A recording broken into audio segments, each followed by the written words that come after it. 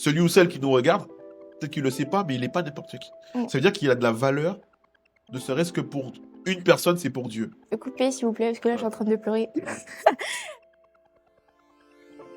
Bienvenue dans le spot, l'endroit où on parle vrai, sans filtre et avec le cœur.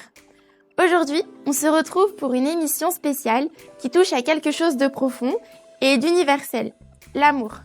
Pas l'amour parfait des films, pas l'amour qui ne doute jamais, mais l'amour réel, celui qui se construit, qui se cherche, qui se répare parfois et qui peut devenir un chemin spirituel à deux. Et pour ce sujet, j'ai le plaisir d'accueillir le pasteur David Redoute.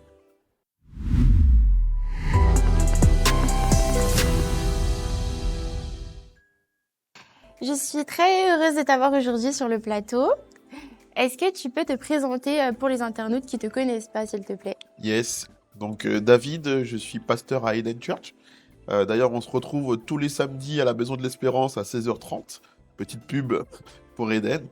Je suis marié à Amy. Je suis père aussi d'une petite qui a 3 ans déjà. Et puis aussi, voilà, dans la même thématique, je suis marié à Amy depuis 7 ans déjà. Mais on est ensemble depuis 15 ans. Donc, on est jeunes, mais on va dire un vieux couple, mais en même temps très jeune. Dans les années lycée, du coup. En fin des années lycée, ouais. Ok. Donc, Et quand tu penses à l'amour, tu penses à quoi? Qu'est-ce qui te vient en tête directement? quand je pense à l'amour, je te fais une réponse un peu bateau, mais qui est très sincère. Oui. Je dirais, c'est ma femme. Parce que justement, comme je te disais, vu qu'on est ensemble depuis longtemps, on s'est rencontrés, on était jeunes, c'est vraiment elle qui va cristalliser mon image de l'amour véritablement. Je me souviens très bien du moment de notre rencontre. Elle te dira que de son côté, il n'y avait rien, c'était juste de l'amitié, rien d'autre. Mais moi, j'ai déjà, dans ma tête, j'ai vécu ce moment de cette rencontre comme étant un moment fondateur, un moment charnière, qui a vraiment été le moment déclencheur où je me suis dit là, potentiellement, c'est la bonne. Ok. Et toi, Rebecca, c'est quoi ta vision de l'amour, ton image? Pour moi, c'est un couple de personnes âgées qui se tiennent la main, assis sur des chaises devant un lac. Je vois très bien. Parce Ok. que ça montre à quel point l'amour, ça peut durer et que c'est beau parce qu'ils ont fait le choix de se choisir l'un et l'autre. Ouais. Et ça me fait penser à une question. Est-ce que pour toi, l'amour, c'est un choix ou quelque chose que tu ressens? Je les décorrèle pas. Pour moi, il y a une part des deux. Et c'est là que je parle de l'intention amoureuse. En fait, quand tu rencontres quelqu'un, c'est limite physique. Il y a quelque chose qui se passe. C'est peut-être le coup de foudre. Hein. Je ne sais pas si tu y crois, mais il y a quelque chose de l'attirance. Et là, on est vraiment dans l'état amoureux. C'est beau, c'est la séduction, c'est les papillons dans le ventre. Mhm. Mais après, une fois que tout ça, ça retombe. D'ailleurs, on dit que le coup de foudre ou bien l'amour dure 2 ans, je sais plus. Parce qu'après, tu retournes dans la réalité de la chose. Et là, c'est vraiment un choix. Si tu as idéalisé la personne, l'homme ou la femme avec qui tu es, et qu'après, en discutant avec, tu vois que c'est pas du tout ce à quoi tu t'attendais, désillusion totale. Mm. Donc, normalement, pour moi, quand tu veux cheminer avec quelqu'un, lorsque tu veux être dans une relation sérieuse, il faut prendre le temps de choisir, d'être sûr que la personne avec qui tu es match avec tes valeurs au minimum. Mm. Ouais. Et si l'amour, c'est un choix, est-ce que ça impacte de manière assez conséquente les relations en elles-mêmes ou pas du tout? Ça impacte nécessairement parce que du coup, tu vois, tu as des discussions que tu pourrais avoir, tu prends le temps de découvrir la personne, tu vas véritablement être dans une authenticité, une vulnérabilité aussi. Mais ça, c'est pour moi, c'est un cheminement, c'est une construction. Parce que tu ne peux pas arriver dans un état de vulnérabilité tout de suite comme ça avec la personne. C'est parce qu'il y a une confiance qui se crée que là, tu peux te livrer. Et c'est aussi un peu du donnant-donnant. C'est parce que l'autre se livre que tu te livres et parce que tu te livres que l'autre se livre à toi plus ou moins. Et en parlant du fait qu'il y a un chemin à suivre un peu, aujourd'hui, quand on parle des relations, on sait que la sexualité, c'est un des piliers importants. qui fondent les relations. Et on parle souvent d'une seule chair, on utilise beaucoup cette expression pour Ouais. parler de ça. Mais pourquoi? Déjà, le terme, il est biblique. Hein. Dans le livre de la Genèse, au chapitre 2, l'homme et la femme vont devenir une seule chair. De manière métaphorique, ça veut dire qu'ils ne vont pas devenir une seule chair à proprement parler.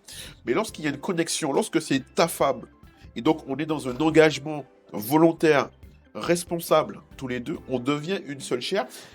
On a mis le focus sur l'aspect sexualité, effectivement, puisque c'est la relation intime. Mais dans la compréhension, en tout cas, de la Bible, lorsqu'on parle d'une seule chair, c'est vraiment une connexion spirituelle, une connexion émotionnelle et une connexion physique. Mais je ne peux pas être que dans la connexion physique et penser que je suis connecté émotionnellement et spirituel avec quelqu'un. C'est pas vrai. Mais comment savoir qu'on est connecté spirituellement et avec la personne? Ça, c'est justement lorsque j'apprends à découvrir la personne pour ce qu'elle est. J'ai pris le temps de connaître la personne, de connaître ses points de vue, sa vision de la vie, la manière dont elle a grandi, son éducation, son contexte familial. Tout ça va me permettre d'avoir des discussions assez riches sur voilà, comment tu te projettes, quels sont tes projets, voilà, sur des sujets assez précis. Et là, on va créer une forme de pont émotionnel. On sera plus dans des discussions un peu légères, voilà, qu'est-ce que tu as mangé, Il tu fait me beau manques, t'es aujourd'hui. mignon, et il faut, moi je suis un amoureux de l'amour, je kiffe. Mais à un moment donné, il peut y avoir des vraies discussions. Tu vois, tu penses comment tu nous vois dans 5, 10, 15 ans, tu vois? Est-ce que tu te vois avoir un projet d'achat d'une maison? Hein. Est-ce que pour toi, avoir des enfants, c'est quelque chose qui te parle? Et si oui, ben, quelles seraient les valeurs que tu aurais aimé transmettre à des enfants, etc. Ça, c'est des discussions qui créent vraiment une forme de connexion émotionnelle pour moi. Et puis la dimension spirituelle, c'est que tu partages la même foi. Pour moi, c'est très très important aujourd'hui d'être aligné sur la vision spirituelle, la vision émotionnelle, et nécessairement, ça pousse à être connecté aussi physiquement. Quand tu dis la même foi, est-ce que tu pourrais plus développer par rapport à ça? Euh, pour moi, je crois que les êtres humains sont foncièrement des êtres spirituels. Euh, on va l'appeler comme on veut. Hein. Certains vont dire je crois en l'univers et moi j'accepte, j'accueille beaucoup de personnes avec cette vision-là et c'est ok. Mais maintenant, en tant que pasteur, en tant que chrétien, ma foi fait littéralement partie de mon identité. Ça veut dire que je me définis comme David, comme Marie, comme père, mais aussi comme chrétien, à proprement parler. Et donc, je crois en Dieu. Je crois en Jésus. Et ça structure un peu toute ma vie, quelque part. Et c'est en cela que je dis que la dimension spirituelle est très importante dans la relation de couple. Parce que si on est sur un registre différent les uns des autres, à terme, ça peut créer des conflits, en fait, hein, qu'on se le dise. Donc, quand on construit une relation, il faut la construire sur quelque chose de solide, comme tu viens de le dire. Exact. Et quelles seraient ces fondations? En fait, je pense qu'il faut prendre le temps de discuter avec beaucoup d'authenticité, prendre le temps d'aborder des sujets parfois qui font mal. Quelles sont tes blessures? Quels seraient tes traumas? Qu'est-ce qui t'a bousculé? Qu'est-ce qui a fait que tu es l'homme ou la femme que tu es aujourd'hui? Et là, tu pourras commencer à déconstruire les choses, déconstruire l'idéal que tu aurais pu poser sur la personne et véritablement reconstruire ensemble. Et j'aime bien l'image de construire. C'est plus simplement Rebecca qui est Rebecca, mais c'est Rebecca avec quelqu'un. Et donc on construit. Et forcément, si on construit ensemble, il y a des choses que l'autre va apporter dans la relation qu'il faudra que je puisse prendre en compte.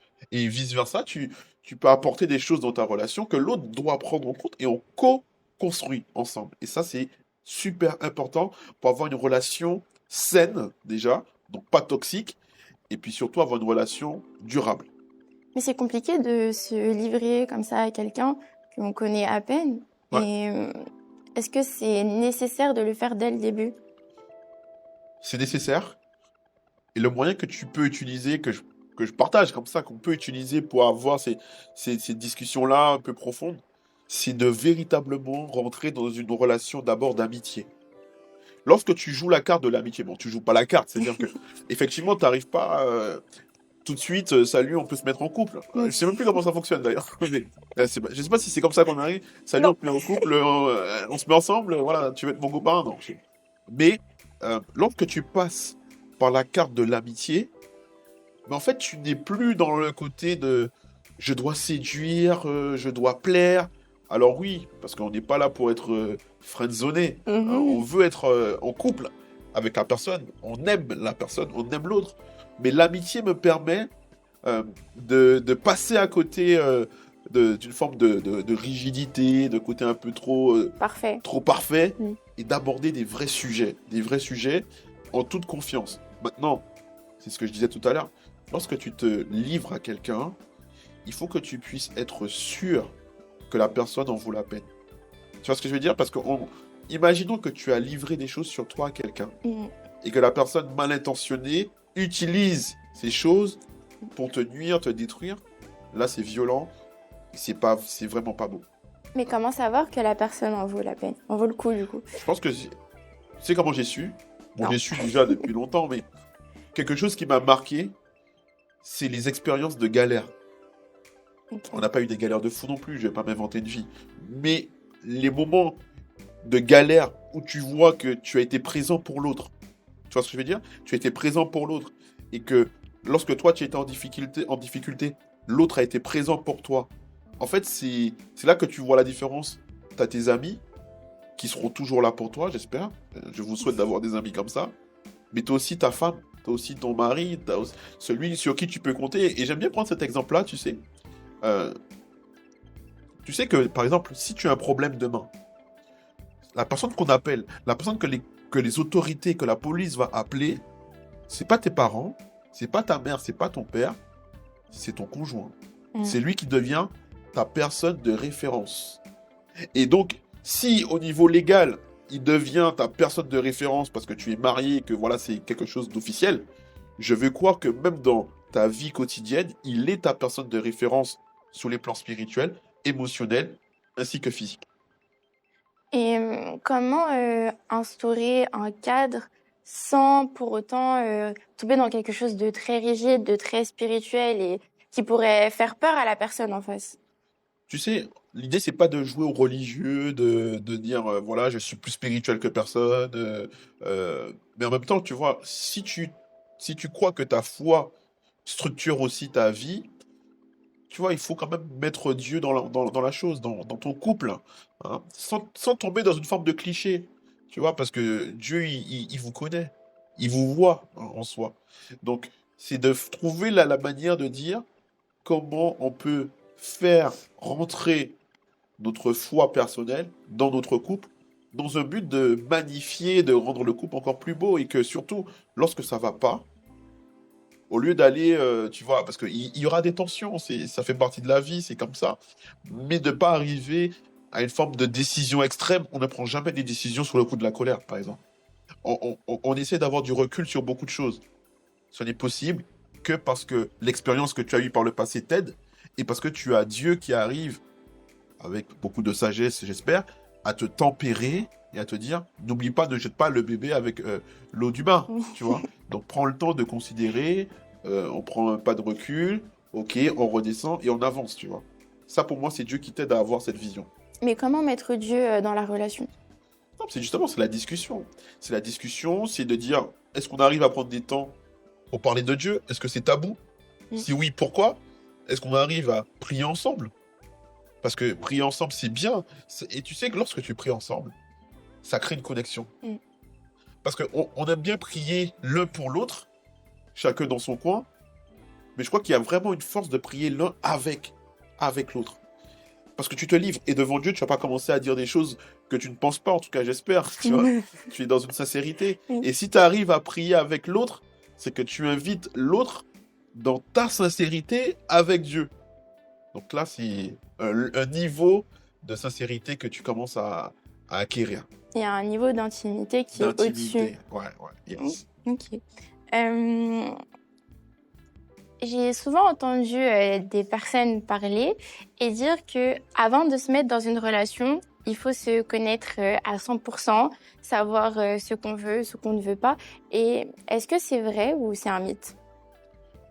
je serais nuancé sur ça.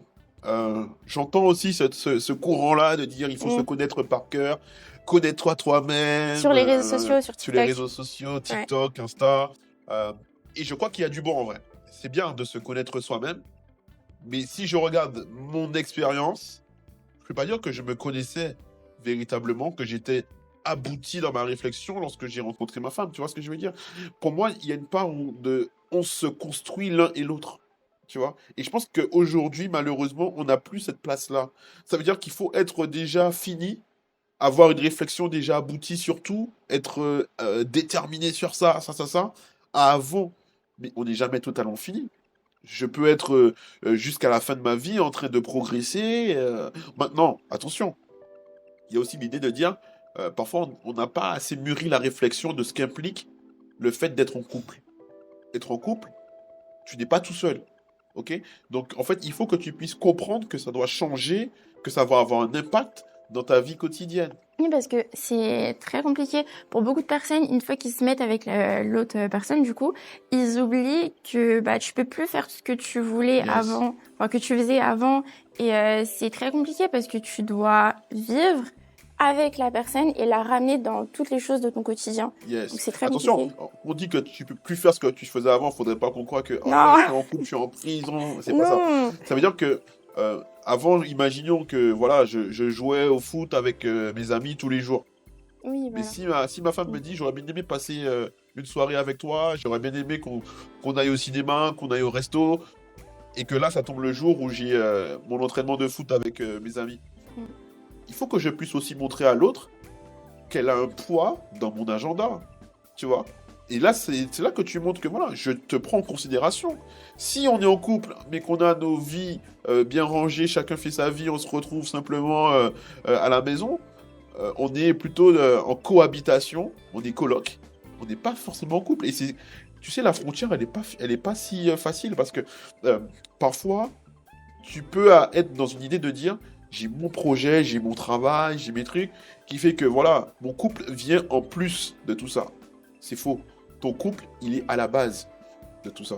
Et donc, si tu n'arrives pas à gérer ton planning, je dis ça, mais c'est pas facile, hein, mais à gérer ton planning pour que ton couple pèse également dans ton activité professionnelle, à terme, ça va dégrader ton couple. Ça, c'est clair. Mm. À terme. Bah, pendant le Covid, il y a eu beaucoup de divorces parce que les gens se rendaient compte qu'ils n'avaient pas beaucoup de choses à se dire Yes. en dehors du train-train quotidien, en fait, Yes, de yes. rentrer, manger, coucher les enfants et dormir. Ouais. Et ça montre que malheureusement, on passe pas énormément de temps à échanger avec la personne avec qui on se marie. Tu sais, je pense qu'il faut pas non plus idéaliser le côté de dire on rentre, tu rentres chez toi, tu as envie de tout raconter, c'est pas vrai. Non, c'est vrai parce qu'il faut être sincère. Le silence, c'est pas mauvais en soi. Maintenant, il faut être équilibré. Si tu arrives et que tu dis pas un mot et qu'il n'y a pas de discussion, il y a un problème, tu vois. Il faut trouver l'équilibre de dire voilà, j'ai des choses à dire. Avant d'être un couple établi, il faut se rappeler la période, comment c'était quand tu avais les papillons dans le ventre, comment tu t'habillais, tu avais un date, voilà, c'était tout un moment, une réflexion. Tu vois, il faut pouvoir garder ce truc-là. Mais ça se cultive. C'est pas inné. Parce que tu sais, je pense que les êtres humains s'habituent à tout. Tu peux être avec le mec le plus beau de la Terre. Au début, tu seras hyper hypé par tout le monde. Tu vas faire 10 ans avec, Ouais. ce sera le mec banal. Tu vois ce que je veux dire? Parce que tu t'es habitué à ça.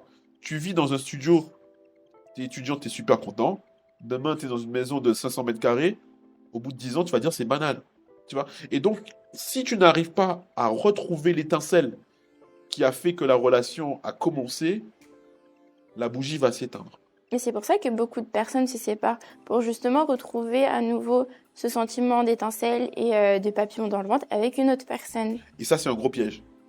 Parce que la maturité fait que tu sais que dans la vie, il y a des saisons. Tu vois ce que je veux dire? Tu parlais du couple de personnes âgées, Mm. et c'est magnifique. Le couple de personnes âgées, est-ce qu'ils ont la vie un peu fougueuse de la vingtaine? C'est pas vrai. Ils ont une forme de routine de se réveiller, de prendre leur petit thé, leur petit café, d'allumer la radio. Et toi qui es à la vingtaine, ça te parle pas, mais c'est Mm. leur vie. Et ça, c'est bien.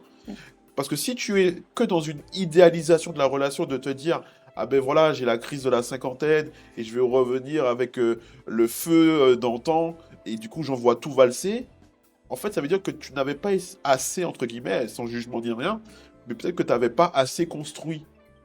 Tu vois ce que je veux dire? Oui. Parce que tu sais qu'est-ce que tu as construit avec la personne, d'où l'importance d'avoir des projets ensemble, des projets sur le plan professionnel, sur les plans en couple également, pour te dire, mais je ne peux pas tout casser sous juste l'émotion du moment qui me dit, mais j'ai perdu l'étincelle, voilà. Il faut être mesuré dans tout. Et revenons du coup à l'identité. Ouais. Est-ce que l'identité et l'estime qu'on a de nous-mêmes impactent les relations que l'on refuse ou qu'on accepte plutôt? Clairement. Clairement, parce que si tu es une personne qui se considère comme étant pas assez bien, comme étant, voilà, je vaux pas grand-chose, mais en fait, tu vas avoir tendance à rechercher des personnes qui te valorisent. Et donc, tu vas peut-être avoir tendance à te mettre avec quelqu'un juste pour ne pas être seul. Et ça, c'est piégeur. Parce que du coup, tu ne rentres pas dans la relation pour une bonne intention, mais c'est plutôt pour combler un manque affectif que tu ressens. Alors que lorsque tu sais que ta valeur, et là je reviens sur le côté chrétien que je suis, ma valeur, je la trouve parce que je sais que je suis enfant de Dieu. Et je sais que voilà, Dieu m'aime d'un amour incroyable. Bah du coup, ça me réconforte pour me dire, en fait, je ne veux pas aller me donner à n'importe qui. Au contraire, j'ai de la valeur. Et j'ai envie que celui ou celle avec qui je partage ma vie comprenne d'une part ma valeur, et je vais aller plus loin. Je veux que celui ou celle avec qui je partage ma vie comprenne que elle ou il aussi a de la valeur. Comme ça, on n'est pas sur un truc où je t'admire et je te porte sur un piédestal, mais on est conscient que nous, tous les deux, on est, euh, on est des personnes aimées, quoi. Et si on devait, on va dire, lister un peu les standards qu'on est censé avoir Ouais. avant d'entrer dans une relation, ce serait quoi ce serait lesquels les plus importants? Ok, je vais pas te faire une liste exhaustive, mais pour Non, moi, la oui. première chose, c'est le respect. Tu vois? Oui. Il faut que l'autre te respecte. Que tu sois homme, que tu sois femme, il faut qu'on te respecte. Et se respecter soi-même, du coup, en Te premier. respecter toi-même déjà, qui fait que l'autre sait que voilà, je peux pas aller dans ce terrain-là avec toi, je te respecte. Après, il y a la question aussi de l'honnêteté. Tu vois, pour moi, ça va un peu de pair, mais quand je dis l'honnêteté, c'est que on n'est pas dans le mensonge, on n'est pas dans les faux semblants. Tu as un truc à me dire, on se le dit. On est assez proche et vulnérable, intime, pour se dire les choses sans être blessé et prendre du recul, tu vois. Respect, honnêteté. Vas-y, je vois que tu... Et oui, parce que des fois, malheureusement, on ne peut pas tout dire à la personne parce que ça peut amener à une séparation ou à une très très grosse dispute qui peut amener du coup à une séparation. On ne peut pas tout dire. Je le crois pas du tout. Ah bon? Tu peux presque tout dire, Presque. mais de la bonne manière. Ouais. Si tu me dis pas quelque chose alors que tu le penses, et tu vois, on est dans une relation de couple, hein, donc on est dans la vulnérabilité, etc. Tu me dis pas quelque chose alors que tu le penses, on n'est pas aligné, on n'est pas vrai entre nous. Tu vois. Pour moi, la relation de couple, c'est vraiment la safe place où tu peux te permettre de dire quelque chose. Maintenant, tu peux tout dire, il y a la manière de dire la chose. Le ton fait la chanson.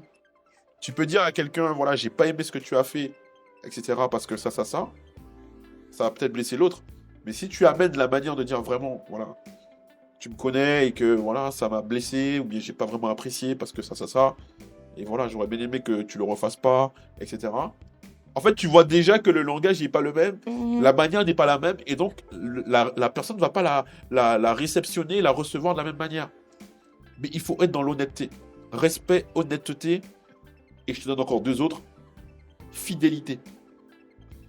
Il faut, et je dirais un truc un peu trivial comme ça, ta femme ou ton mari devrait être ton gars sûr. Tu vois, quand tu as... Moi, j'ai des gars sûrs. Je pense à un pote à moi, c'est mon gars sûr, c'est mon sang, c'est mon frère. Ouais. Ta femme doit être à ce niveau-là.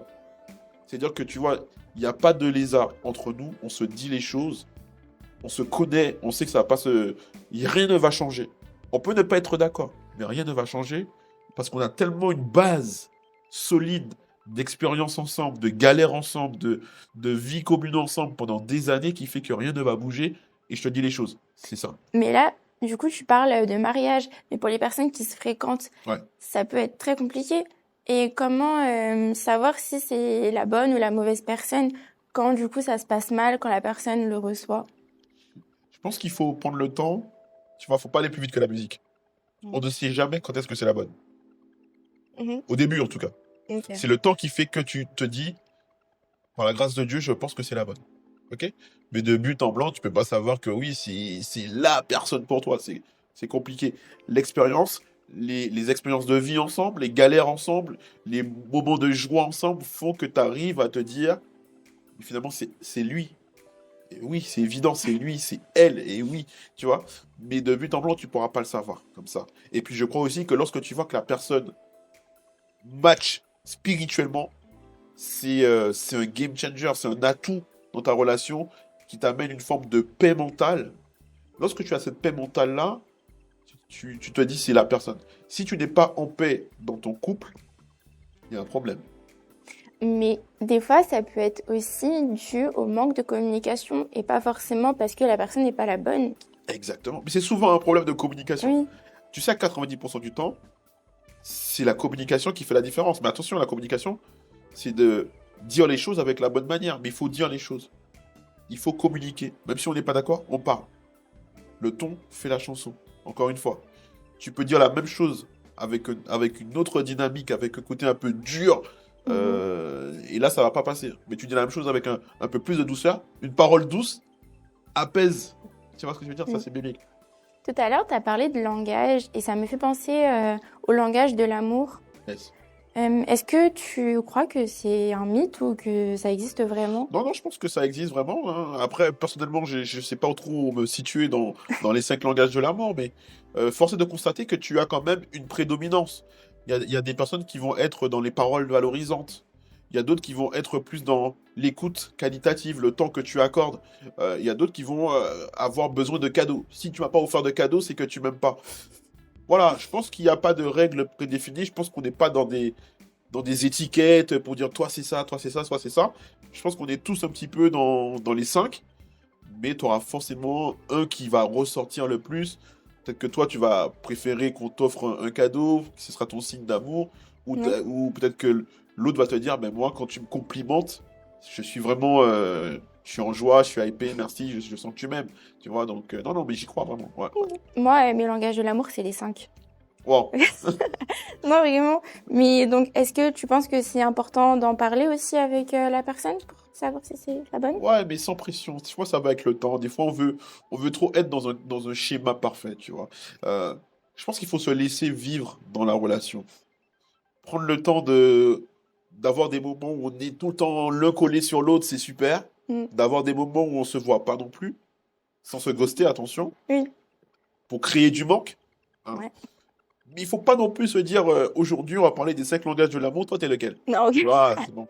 C'est pas un entretien, quoi. Ouais, c'est pas un entretien, et puis Mm. il faut se laisser porter. Si, voilà, ta lecture du moment, c'est ça, tu partages avec la personne avec qui tu es. Là, c'est un sujet, mais il faut pas dire j'ai fait un test de personnalité et donc je suis ça, qu'est-ce que t'en penses, tu vois. Oui. Il faut un peu de légèreté quand même. C'est l'amour, c'est beau, Mhm. faut le vivre. Faut le vivre. Toujours dans l'aspect un peu spirituel, comment expliquer à quelqu'un que le cadre que Dieu nous partage est le meilleur sans forcément rentrer dans quelque chose de très spirituel et... Ouais, je vois ce que tu veux dire. En fait, malheureusement, on a trop souvent associé le cadre à quelque chose de rigide, de dur, voilà, de lourd. Mm. Ma compréhension, encore une fois en tant que pasteur, c'est que le cadre que Dieu pose est toujours dans un but de protéger. Dieu n'est pas là pour te mettre des difficultés, pour te dire c'est lourd si tu fais ça, c'est juste pour te faire subir quelque chose. C'est pas Dieu ça. Le cadre est là pour ta protection. Et je te prends l'exemple des falaises. J'aime bien prendre cet exemple-là, mais quand tu vas à la montagne, quand tu te rapproches au bord de falaise, Mm. des fois il y a des petites barrières, mais que tu dépasses en 2 secondes, hein, tu vois. Oui. Et il y a toujours des amis, je me souviens, j'avais un ami qui était sur une montagne, qui me disait viens, on va au bout. Je lui dis mais non, mais il y a la barrière. Il me dit mais non, mais on peut passer. Oui, mais moi je vais pas aller plus loin. S'ils ont mis une barrière, c'est que si tu vas après, c'est Bonne peut-être raison, dangereux, ouais. tu vois. Je pense que le cadre de Dieu, c'est ça. Il te met cette petite barrière en te disant, si tu vas après, ça peut être dangereux. Maintenant, tu as la liberté d'y aller. Il faudrait pas qu'on puisse laisser croire que le cadre que Dieu te pose et te propose va t'empêcher de faire ce que tu veux faire, toi. Si tu veux faire quelque chose, tu as la liberté de le faire. L'amour, c'est la liberté. Maintenant, à chaque acte, il y a une conséquence, bonne ou mauvaise. Et donc, Dieu veut te protéger de la conséquence d'un acte que tu pourrais poser. Et comment rester aligné avec ce cadre et les valeurs que Dieu nous transmet quand on est déjà rentré dans une relation amoureuse où malheureusement on n'a pas posé ces bases-là dès le début? Je pense qu'il n'y a pas de fatalisme à avoir. Ok. Et je pense que tu peux toujours ramener la discussion. C'est pas parce que tu es rentré dans une relation, boum, voilà, sans te poser beaucoup de questions et que voilà, après tu te poses ces questions-là et tu te dis, c'est peut-être trop tard, c'est faux. Tu peux toujours revenir sur la discussion et pourquoi pas, tu vois, voyant comment la personne en face réagit, si elle est ouverte à la discussion, tant mieux. Et ben à ce moment-là, rien ne nous empêche de poser des nouvelles limites. Tu peux très bien poser une nouvelle limite qui correspond à ce que tu ressens et ce que tu vis aujourd'hui. On n'est pas obligé, parce qu'on est dans une relation, qu'on s'est lancé comme ça, de dire, ben voilà, on brûle tout et puis adviendra que pourra. Non, pas du tout. Mm. Et à quoi ressemble un modèle, enfin un couple qui suit le modèle de la société et un couple qui suit le modèle de Dieu? Si on les oppose tous les deux, quelle serait leur différence? Moi, je fais pas forcément d'opposition directe, mais parce que tu vois, il n'y a pas d'opposition, hein, je veux dire, hein. Il y a Mhm. des différences pour moi, oui. L'idée, c'est que le couple qui a une foi, en l'occurrence en Dieu, une foi chrétienne, va avoir des valeurs et des limites qui vont se poser volontairement. En disant, je pense que si on va jusqu'à là, ça va peut-être pas être aligné avec ma foi. Et donc, de commun accord, on dit que voici là où on veut aller dans telle direction.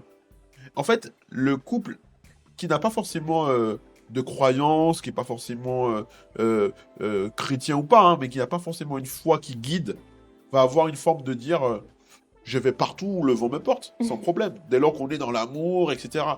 Nous, on se dit, voilà, en tant que croyant, en tant que chrétien, ma foi me structure. Et donc, si je sais quelle est ma valeur, je vais peut-être pas m'autoriser à faire ça, ça, ça.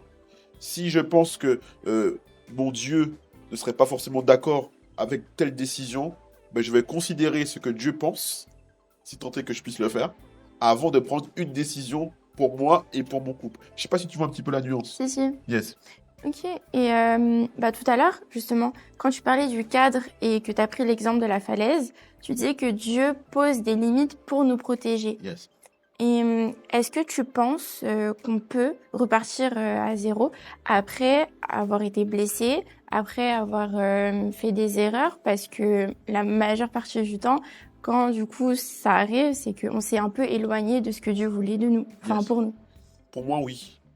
Avec un grand oui. Oui. On peut repartir. Alors, repartir à zéro, c'est toujours. Mais j'explique ce que je vais dire. En fait, l'idée, c'est pas de dire qu'on fait comme si de rien n'était, comme si rien n'était passé. C'est faux. Notre passé nous appartient. Ok? Il fait partie de nous. Et j'aime bien cette image de. Tu sais, quand tu t'es blessé, vraiment, hein, pas une égratignure, mais tu t'es blessé, imaginons, t'as des cicatrices. Quand tu t'es voilà, ouvert quelque chose, t'as une cicatrice. La cicatrice, elle est refermée, mais elle est présente. Moi, j'ai une belle cicatrice sur ma jambe parce que j'avais fait une chute à vélo. Bon, une belle, on s'entend. Mais en fait, chaque fois que je regarde cette cicatrice-là, Mhm. je me rappelle de ce moment-là, tu vois.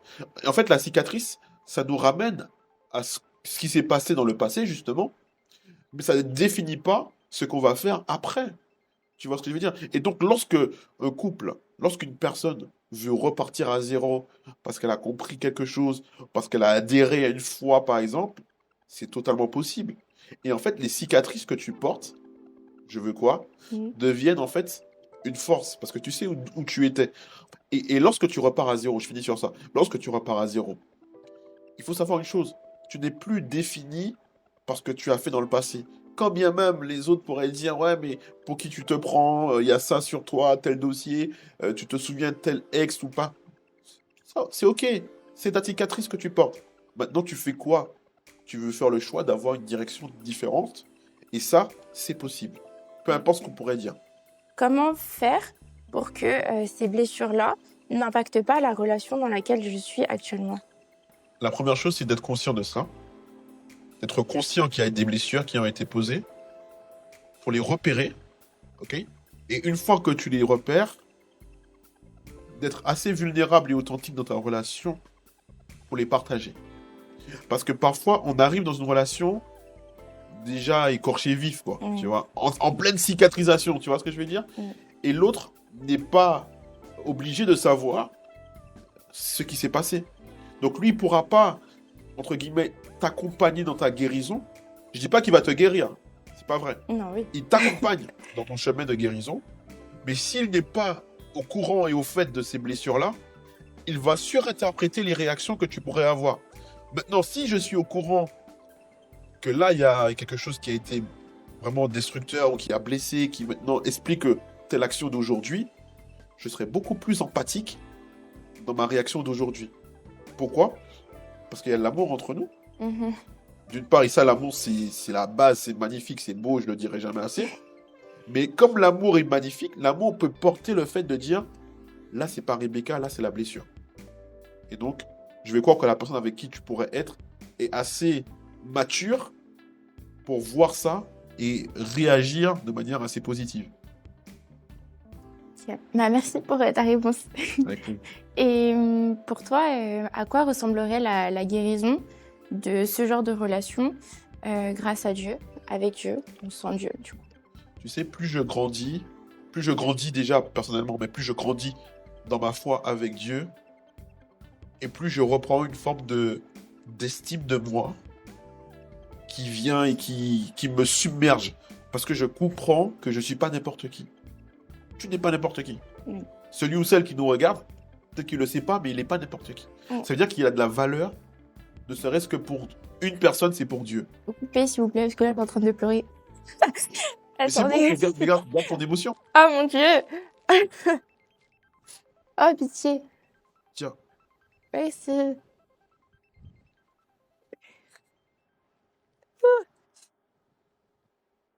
Tu sais, moi je crois que lorsque tu grandis dans ta relation avec Dieu,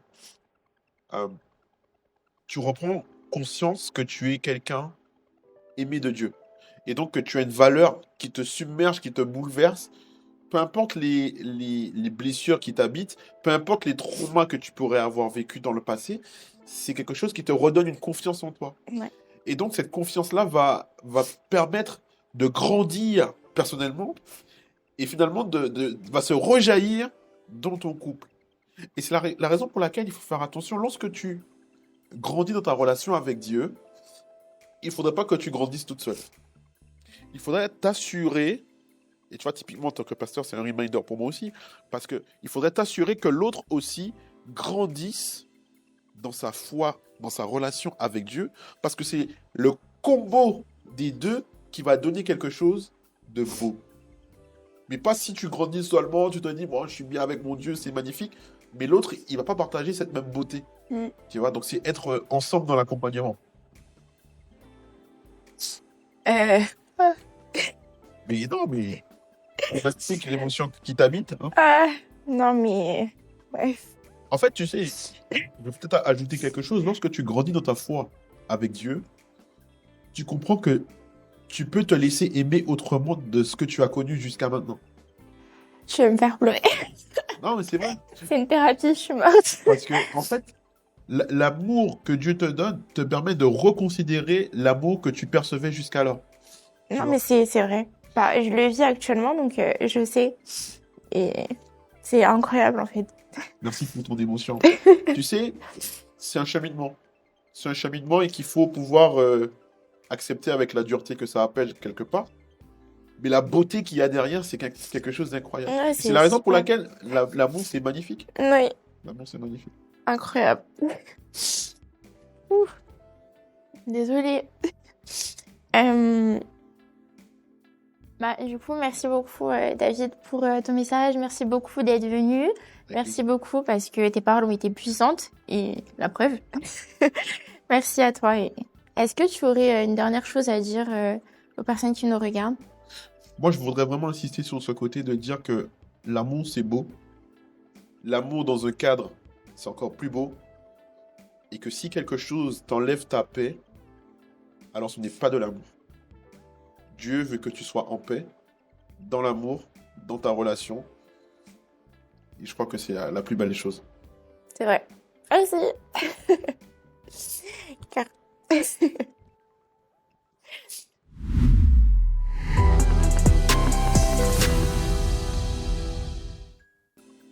Aimer, ce n'est pas seulement partager des moments, c'est choisir de grandir ensemble.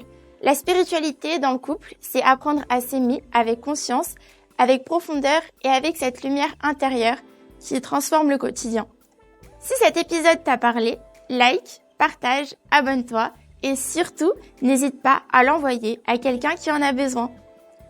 On se retrouve très bientôt dans les spots.